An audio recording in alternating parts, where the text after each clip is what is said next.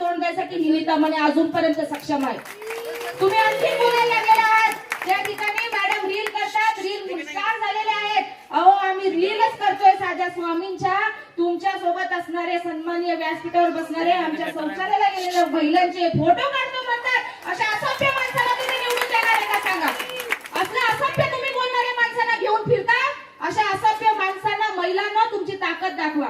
लाखो रुपये जरी आणून दिले तरी त्या माणसाच्या त्या ठिकाणी तुम्ही सोबत असणाऱ्या उमेदवाराला निवडून द्यायला नाही पाहिजे. एवढी गरिमा महिलांनी ठेवायला पाहिजे. कशी हिंमत आहे त्यांच्यामध्ये असं बोलायची चार चौघामध्ये आमच्या महिलांच्या शौचालयाला शेतात जातात त्यांचा फोटो मी काढतो म्हणून.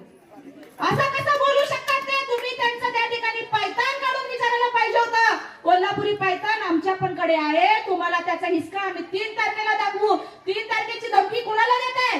3 तारखेची धमकी कुणाला देताय? तुमच्या सहकारी सूतगिरणीच्या जागा वर्ग 2च्या तुम्ही वर्ग 1 कशा केला याचं उत्तर आधी आमच्या शिरोळ तालुक्याला द्या. हजारो कोटीच्या जमिनी तुम्ही टाकल्या. शासनाला कुठला कर भरला नाही, कुठलं चलन केलं नाही.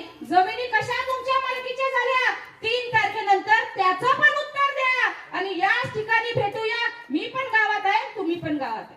आम्ही कुणाला घाबरत नाही. चुकीचं कधी केलंच नाही तर घाबरायची काही गरज नाही. परंतु ही निवडणूक सर्वसामान्य जनतेची. ही निवडणूक झोपडपट्टी वासियांना त्या ठिकाणी वेठीस धरणाऱ्या प्रत्येक त्या गद्दाराची आहे ज्यांनी त्यांनी काम केलेलं नाही. आज मला बोलतात 5 वर्षात तुम्ही काय केलं? अहो 5 वर्षात तुमचा एक अर्ज दाखवा. मला या ठिकाणी नगरपालिकेमध्ये माझ्या या ठिकाणी प्रवर्गासाठी माझ्या वॉर्डसाठी नगराध्यक्ष मॅडम निधी देत नाहीत. त्या चुकीचं काम करतात. असं एक तरी आरोपपत्र तुमचं आणून दाखवा. एक तरी ठराव मला आणून दाखवा की कुठल्या विकास कामाला त्या ठिकाणी मी नगराध्यक्ष म्हणून निरोप केलेला आहे. तुम्हाला तुमच्याकडे कसलंच